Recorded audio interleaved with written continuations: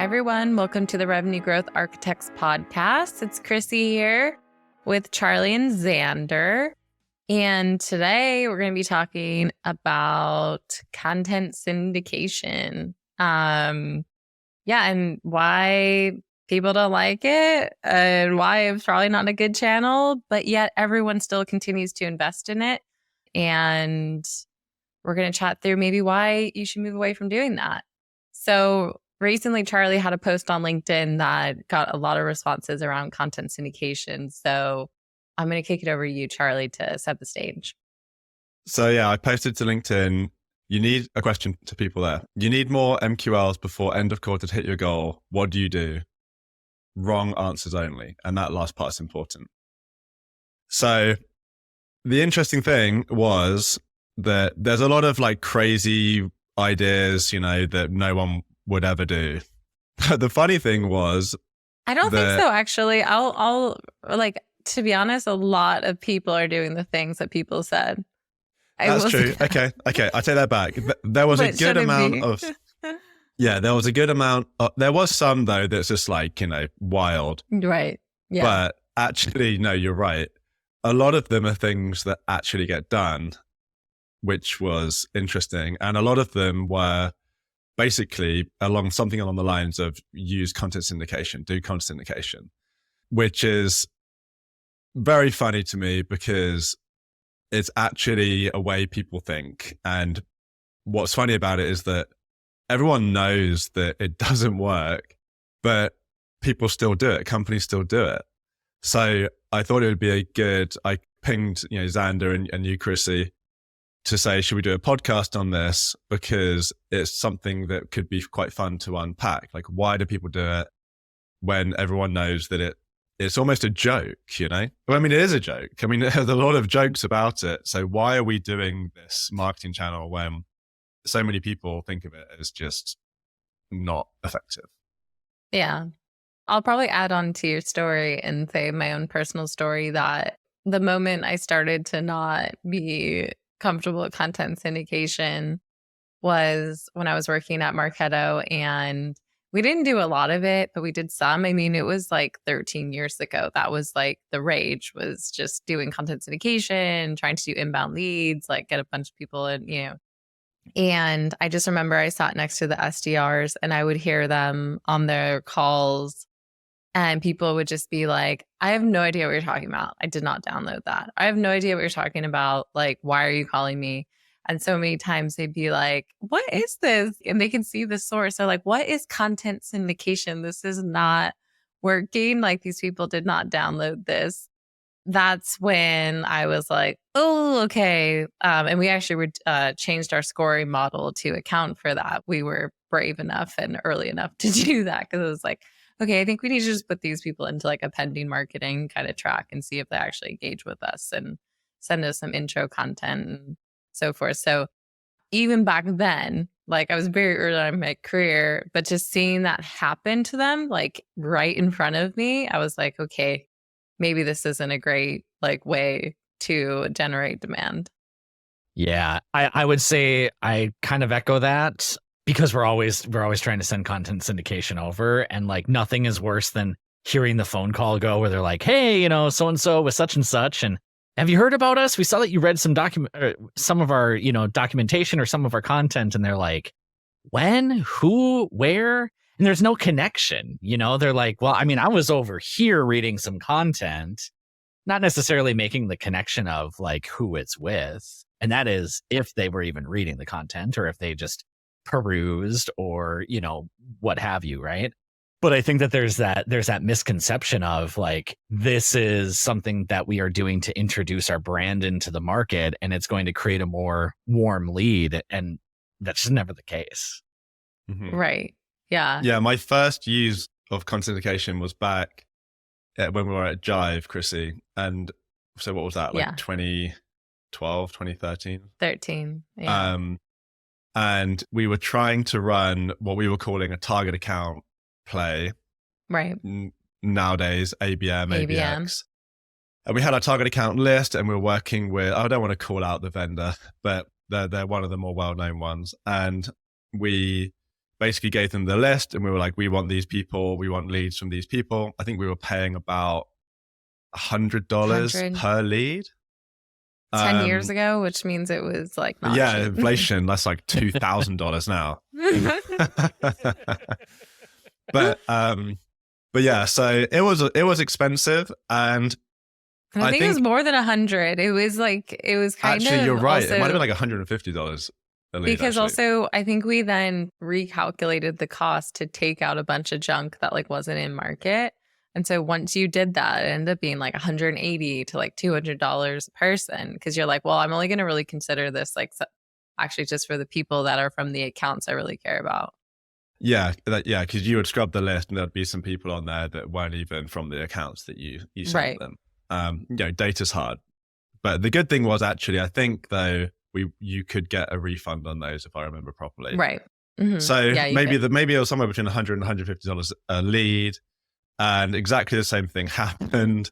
SDR calls them. They have no recollection of downloading blah blah blah white paper, and it was just such a disappointment. But I think back then, early on in my career, you're still kind of testing things and you're kind of seeing most things through rose-colored spectacles, and you're going. And also, I think just like the way that people did marketing and the goals that people had, it was more around lead generation and stuff like that. But I think even then, it was still quite clear that this just was not as effective as a lot of the other things that we were doing.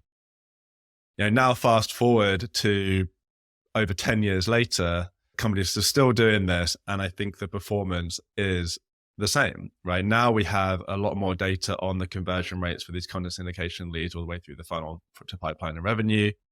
We're able to really measure that properly and see the trends for the conversion rate and the impact on revenue for content syndication versus all of the other channels.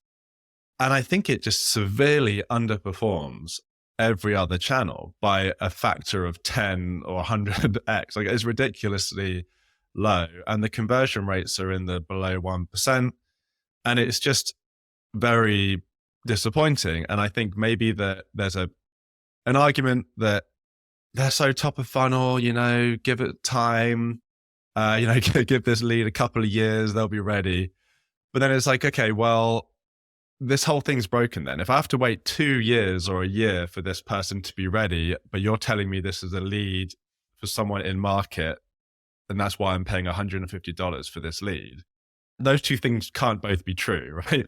That I should be paying for an in-market lead for $150, but it's also going to take a very long time for this person to buy or even turn into pipeline. So I think nowadays I just question, is it any better than just buying a cold lead from your data provider like ZoomInfo, where the expectation reality equation is much better, because we go, okay, the expectation for the cold lead is that they're cold and we might not get a response. But it's the person's way cheaper to acquire that data. But then you're okay with having a lower conversion rate for that outbound effort. When you're paying $150 for the lead, the expectation is I should call this person and they should be ready to engage, but they're just not. So is it just better to just get leads for pennies versus hundreds of dollars and just call it quits? Probably. I mean, I would say, like, as far as efficiency goes and the better use of your dollars, then it's going to be exactly the same. And you're targeting your target accounts anyway. Just go through the effort of actually trying to find the people that you want to target. Because I think that's the issue too, is like the vendor will be like, okay, I can promise you the people from these accounts. But then a lot of time you get someone, you're like, oh, that's actually not really the right person we want to target. And then you end up paying for it anyway. You can kind of put restrictions on it, but the more and more restrictions you put on it, the more expensive your program is going to be. And I just feel like it's like you might as well just do your own outbound effort. I think the problem too is like, if you think about just what buyers are doing, it just doesn't make sense. And that's why, to me, sometimes it even feels a bit like, we talked about intent being snake oil. I mean, I feel like content syndication seems a bit like there's something sketchy going on there, because like we've all been buyers of technology. How many times have we just gone and downloaded a white paper from a vendor or a third-party publisher? Like, never. I haven't. Have you guys? No. No, I mean, if you're getting that content, it's usually maybe just for higher level research or your own learning, but you're not assessing vendors by going out to a content syndication forum, right? So to make that connection like so closely of you read this document, which is very top of funnel, and now I'm going to deliver it to you like it's even a warm lead is not true. Right. Yeah. And even if they are, because I think some of the content actually that I've seen on these sites is actually maybe in the category of comparison of vendors, like the top 10 kind of vendors in this space kind of thing. But it doesn't really matter particularly what the content is if the actual end result is no pipeline and revenue, and our SDRs are pissed off because every time they call someone here, they don't even remember downloading it. That's why I think they can sell the promise, because the promise actually is a compelling value proposition. It's like, okay, you have your website. Why don't you have all these other websites with your content? But we've already got this captured audience that comes to our website all the time to educate themselves. So put your content on our website, and then we'll get people to download and we'll send you their data. That sounds appealing because you want to spread your footprint out as far as possible. But what actually happens is you get a load of leads in an Excel file and none of them have heard of you and none of them want to speak to your sales team. Mm. So something's going on. I mean, I feel like people are really starting to understand it, and really there's a lot of criticism out there now compared to maybe even just 5 years ago. Mm-hmm. So for people in the space of like, or right now where they're thinking about like, what should they do instead? Or also if they have a bunch of these content syndication leads in their database, what should they do with them? Or how should you maybe adjust some of your model to maybe have it be a bit more realistic around how to handle these leads? Because I think the thing is like, they're not sales ready, right? So that's why I always suggest to clients, like, don't even score them. Like, that's not even something to be scored. Like, put them into your database, maybe definitely intend to like nurture them. But instead of content syndication, like you said, outbound is useful, Charlie, but for both of you, like, what are some other things you think would be even better to help generate leads who are in market or sales ready versus trying to do content syndication? Well, I think before you maybe get to choosing the channels, unless you're super early stage and you're just experimenting with every channel, is actually look at the data to see what it's showing you, right? Looking at your funnel data to be able to see what is the highest velocity, highest converting channels and programs, looking at your multi-touch attribution data, looking at self-reported attribution data, trying to triangulate what is working and not working, and then adjust your strategy from there. If you're seeing that content syndication is a really low performer and another channel is performing better, and your assessment through gathering all of those insights is that if you stopped content syndication and reallocated the budget into higher performing channels, that you would get a better return on your investment, then that going through that whole process makes a lot of sense. I don't know what specific channels it's going to tell you to, because that's going to be pretty dependent on every company and all of the different things that they are doing and all of the different ways that they are operationalizing those channels. But I think going through the exercise to be able to see what is actually resulting from content syndication helps you then determine if it's a valuable channel to keep or not. Yeah. I think that one actually data point too that I think is maybe for what marketers or marketing ops folks can do to the people who maybe have the hands to the budget for picking this as a channel, like you said, is looking at the data. And I think something that has like led people astray is a lot of the time they'll look at just, MQL generation, just because like their funnel data isn't there. They aren't able to tie it back to opportunities and pipeline. And then their model is basically trying to MQL it. So it's like a self-fulfilling prophecy when you're only looking at that top funnel metric of like MQL generation or lead generation. Because yeah, it's going to create MQLs. But then every time we look into the data, we set up funnels all the time, obviously, and we're able to tie that back to actual pipeline opportunities and revenue. I think I even posted a screenshot, like I was digging into it for a client with our team. And they don't even really score the content syndication leads, but still the ones that ended up, showing enough activity, but they're a really good fit for the company. Like out of the thousands that they were generating, I think they got like one deal. And that's been like all time almost, or like the last like few years.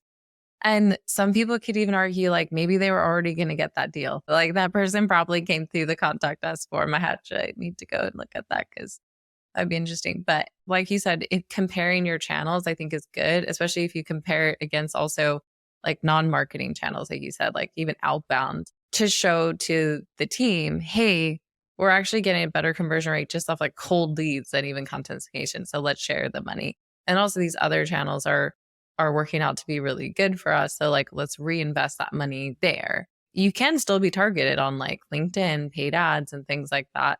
And so yes, it might even be expensive too, and it may not show as much volume. But as again, we're getting into this thing of like volume. Like we talk about this all the time on the podcast. Like we need to get our minds away from thinking about volume and more about quality and like what's actually going to convert. I think you actually raised a really good point on the MQL side, because that was the premise of my post, right? It was like, how can you create a load of MQLs before end of quarter? Which actually the premise of the post is bad in itself, right? Because that shouldn't be the goal. And that was kind of why I posted it. Because you shouldn't just be trying to rush around and create a load of MQLs by the end of quarter to hit an arbitrary MQL goal. So that layering on that as an issue, and then layering on top of that, well, then let's do content syndication, just throw a load of money at a vendor to get a load of crappy leads, just shows the whole system is broken. And it starts from the goal that you have, the metric that you have is the wrong metric because it's an MQL metric. And of course, the whole premise of the post is how do you game that metric? And gaming that metric is by getting a load of content syndication leads and just driving up that MQL number and calling it a day. When in reality, you might be getting the MQLs you need, but you're not getting the pipeline of revenue and you're upsetting sales and the whole revenue system is not working efficiently. You almost have to start at why, if we are really focusing our metrics on MQLs, let's fix that.